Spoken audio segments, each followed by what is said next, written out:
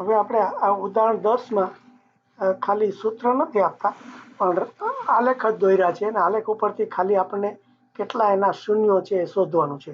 હવે આપણે પેલા શીખ્યા હતા કે x ને જેટલી જગ્યાએ કાપે એટલા એના શૂન્યો કહેવાય. તો આમાં આ એક જ જગ્યાએ કાપે છે તો એનું એક શૂન્ય છે. પછી અહીંયા પણ એક જ જગ્યાએ કાપે છે એટલે એનું એક શૂન્ય છે.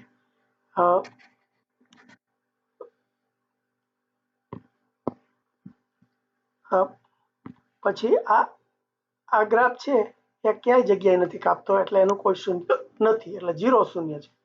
પછી અહીંયા બે જગ્યાએ કાપે છે એટલે એના બે શૂન્યો છે.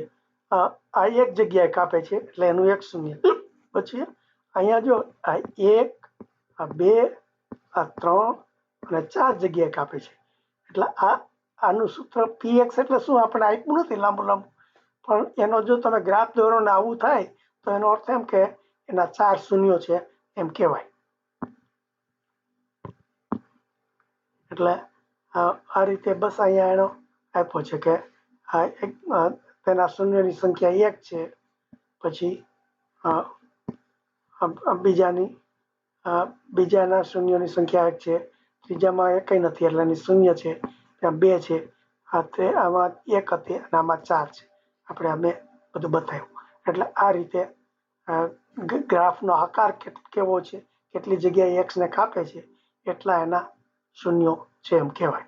શૂન્યો એટલે આપણે એ ચલની કિંમત, આપણે શૂન્ય એટલે આ x ની જે કિંમત આવી, કારણ કે આ x છે એ આપણે ચલ છે એટલે ખરેખર આ બીજગણિતમાં બધે આપણું ધ્યેય શું છે કે x એટલે આપણે ગમે તે આપણને ખબર ના હોય એને ચલ તરીકે મૂકીએ ને એનું સૂત્ર એટલે આપણે એ ચલ એટલે એ અજાણી કિંમત છે એ આપણે શોધવાનું આખરી ધ્યેય છે.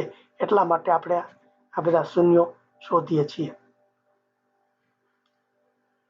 એટલે બસ પછી આ બધા પ્રેક્ટિસ તમારે